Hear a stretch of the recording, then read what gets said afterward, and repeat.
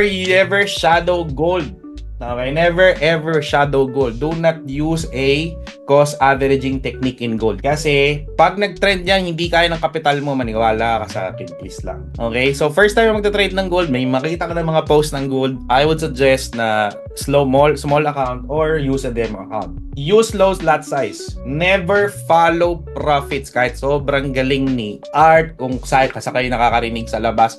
Ito na nga si Wise Investors PH na nga is a research team Bago pa maglabas ng strategy, nagfo-forward test, nagba-back test, 5 years, 10 years of data. Di nga nakaka-develop ng gold na strategy na EA or semi-EA. Maghahanap ka pa ng profits na follow. Maniwala ka na. Data-driven na nga yung team na talking with you. Hindi kami basta-basta napapakita, may effective pa, sige, gilaunch natin. No. We need to forward test. We need to back test. Data-driven insights is what we call that. Never trade on high-impact news. Newbies to pero I'm not saying kung talagang graduate ka ng masterclass, if kaya mo, let go. Okay? I have a student, nabasa ko niyan. If you can remember, his name, I forgot his name, no?